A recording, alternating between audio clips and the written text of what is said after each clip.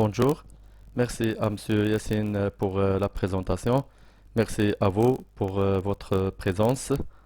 Je vais faire une courte et rapide présentation ou bien une démonstration de la solution Gmon Mainform et vous pouvez à la fin intervenir pour me poser des questions si vous voulez comprendre quelques points ou quelques détails.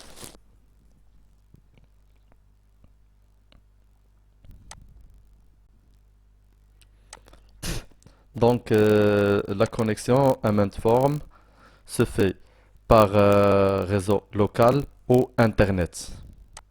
Et encore, il y a plusieurs utilisateurs avec un accès détaillé, un accès limité ou accès total, c'est-à-dire accès à tous les indicateurs, etc.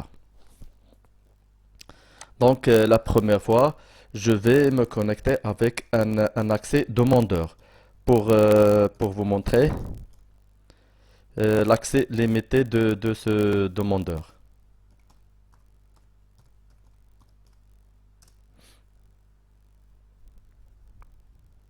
Donc, il n'a qu'une seule interface. Cette interface s'appelle la demande de travail. Donc, s'il y a une machine qui tombe en panne, alors on va saisir une demande d'intervention. Donc, il faut saisir la priorité, le numéro de bon. Euh, Ceci, c'est un numéro de bon manuel. Mais il y a un numéro de banc automatique qui s'incrémente automatiquement avec chaque nouvelle demande de travail. L'émetteur, le nom de l'ordinateur qui émet cette demande, le demandeur, par exemple, Mohamed, la zone ou l'atelier, la sous-zone, l'équipement, l'observation, par exemple, panne dans dans le moteur. Et puis on envoie cette demande. 8769. Voilà, demande envoyée avec succès. Donc, qu'est-ce qu'il passe après? Normalement, toujours, il faut se connecter avec l'accès total ou l'administrateur.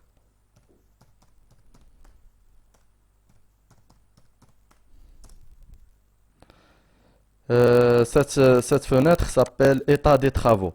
Voilà la demande qui est saisie depuis un instant par un opérateur ou un chef ou bien un chef d'équipe, etc.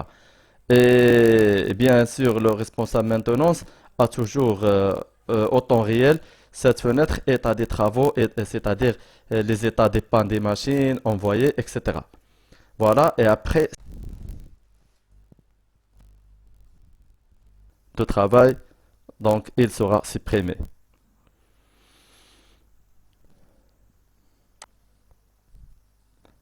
On va commencer par les données techniques. On a les équipements. Les équipements ou les machines, il y a le code équipement, l'identifiant au numéro de série, la section ou l'atelier, la sous-section, le fournisseur, la date d'installation, etc. Il y a d'autres détails si on clique deux fois.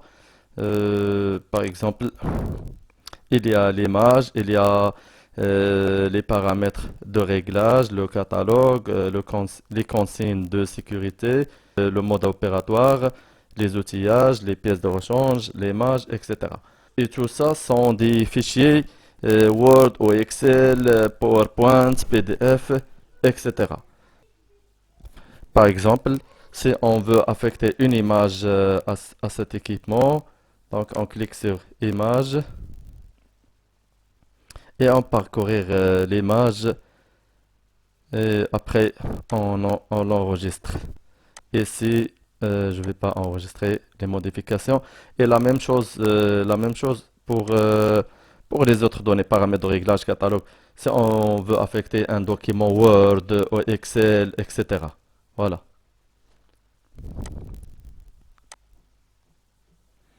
Il y a les boutons standards, il y a l'arborescence 4 ou 5 niveaux, le bouton nouveau, si on veut saisir une nouvelle machine ou un nouveau équipement, modifier, supprimer, aperçu, Excel, fermer Excel pour envoyer les données vers Excel. Il y a, il y a les intervenants, donc les champs matricule, nom, prénom, qualification, service, date d'embauche, le taux horaire. La même chose, nouveau modifie, supprimer, aperçu, Excel pour envoyer les données vers Excel. Voilà les données sur Excel. Ne pas enregistrer.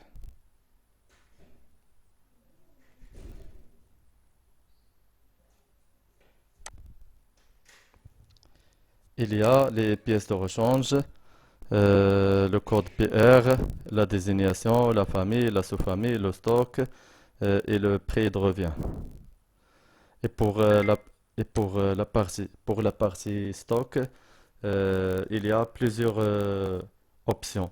Soit on utilise notre solution intégrée de gestion de stock avec cette solution de Gmao, Mentform, ou bien il y a autre option puisque le logiciel Mentform a la possibilité de s'interfacer avec d'autres logiciels ou d'autres bases de données ou d'autres interfaces.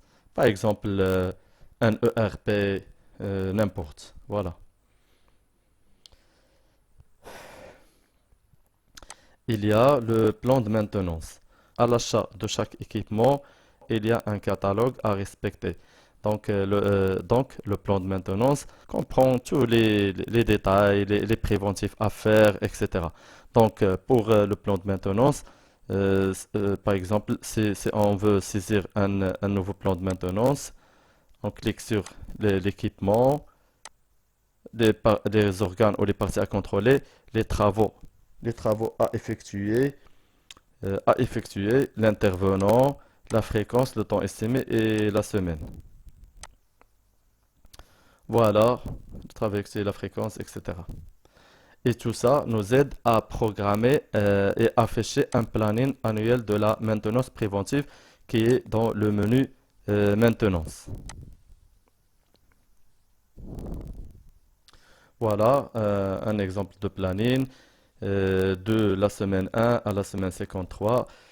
Par exemple, si on prend cet équipement BAN 001, donc ce plan de maintenance, il commence par la semaine 4 et de la semaine 4 à la semaine 12, il y a une autre préventive à faire dans 8 semaines. Donc 8 semaines, donc la fréquence ici, c'est 2 mois. Une fois par 2 mois, on fait cette intervention préventive. Voilà, ici encore 2 mois, etc. Donc, et ces données sont déjà notées dans le plan de maintenance. Et ici, il y a des chiffres 1, 2, etc. Par exemple, ce 2, donc c'est mai 2021. Donc, c'est le 22 mai 2021. Voilà. Et c'est la semaine 20 qui est ici. Voilà. La semaine 20. On peut cliquer 2 fois pour voir ces détails de la maintenance préventive. Il y a des couleurs. Il y a le rouge, les travaux à réaliser. Il y a le jaune, travaux en cours. Il y a les travaux réalisés. Et normalement, ici, on a un exemple des plannings, des préventives non faites au cours de toute l'année 2021. Et bien sûr, ce n'est pas correct. Parce que normalement, il faut toujours réaliser les préventives. Voilà.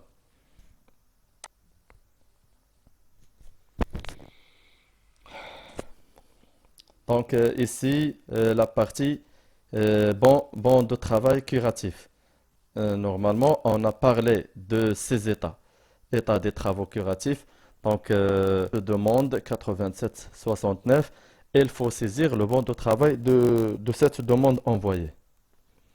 Et après, elle sera supprimée. de cette fenêtre, mais il sera toujours affiché dans l'historique, bien sûr. Donc, le bon de travail, 8769, panne dans le moteur, la date de réalisation, par exemple la date d'aujourd'hui,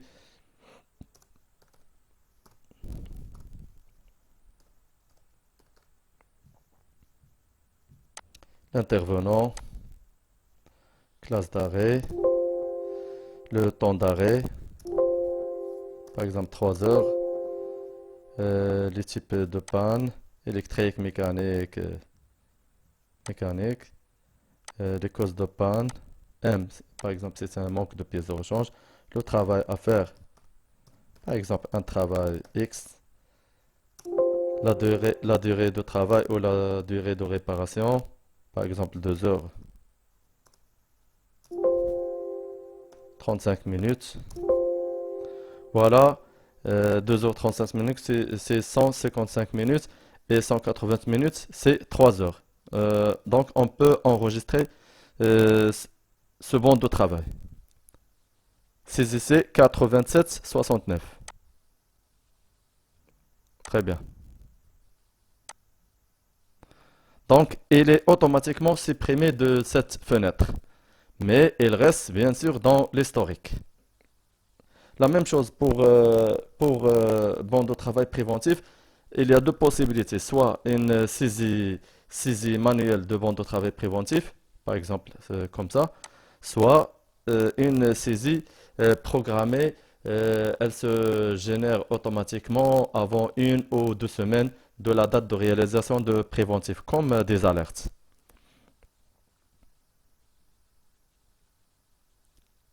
Donc, on passe au tableau de bord. L'historique. L'historique d'aujourd'hui, par exemple. On a fait aujourd'hui, regardez, le 87-69. Et les temps, etc. Les détails. Voilà, c'est un travail X, etc.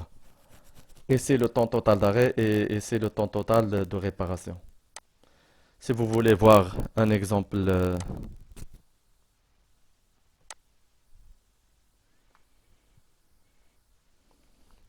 voilà, un historique général des interventions entre le 22-5 et le 22-5-2021. Voilà, on peut envoyer ces données vers Excel, on peut l'imprimer, etc.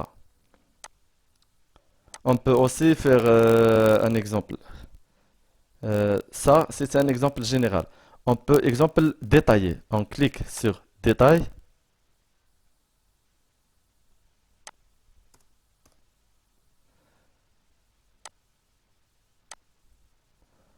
On veut un historique d'une seule machine ou équipement, ou d'un seul équipement. Par exemple, dans cette période.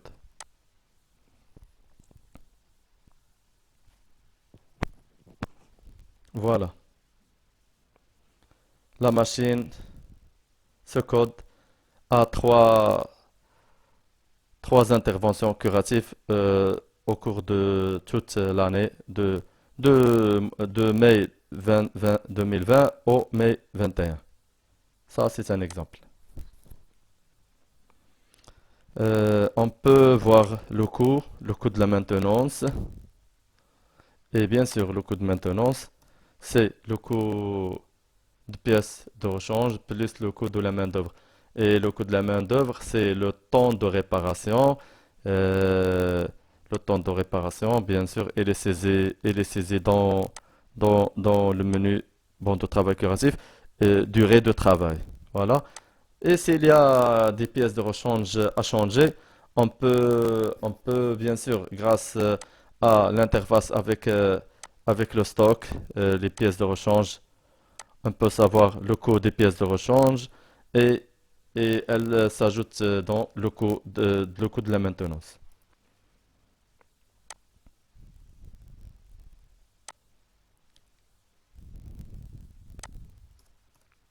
Voilà, voilà un exemple. Ça, les coûts en DRAM, disons en DRAM. Et si vous voulez afficher un graphe ou bien envoyer les données vers Excel, etc. Les indicateurs de maintenance. Il y a plusieurs indicateurs. Il y a les indicateurs des curatives, préventives, les deux. Par exemple, les indicateurs de curative, voilà. Le code, la désignation, le nombre d'interventions et la durée d'intervention. Bien sûr, envoyer vers Excel, les graphes, graphes de nombre, graphes de durée, etc. Il y a les indicateurs des temps.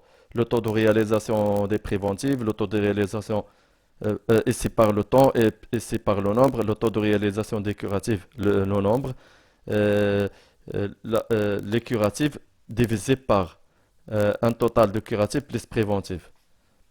Il y a encore cet indicateur très important, indicateur de fiability, maintainability, disponibility, FMP.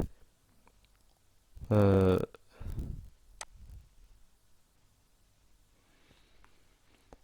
Voilà, il y a le mois, le temps d'ouverture, le temps d'arrêt, le MTBF, le MTTR, la disponibilité et l'objectif. Voilà un exemple. Par exemple, ici, le mois mai 2021, on n'atteint pas l'objectif. Donc, dans mai 2021, il y a, il y a 62,24% et l'objectif, c'est 95%. Voilà.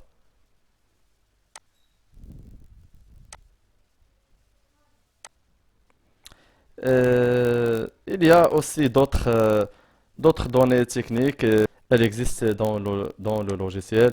Il y a les familles, les ateliers, les outillages, les compteurs, s'il existe des compteurs. Il y a les sous-traitants. Il y a les natures d'intervention, les causes de panne, les types de panne, les urgences, les fréquences, les périodes, etc. Voilà. Et donc, je pense de la solution G Moment Form. Normalement, cette solution est la solution standard de la Gmon. Et bien sûr, on peut toujours utiliser des mises à jour, de s'interfacer avec d'autres logiciels ou d'autres bases de données. On peut ajouter d'autres modules. On peut personnaliser, par exemple, ici, les équipements. Parce que chaque société ou bien chaque entreprise a sa propre stratégie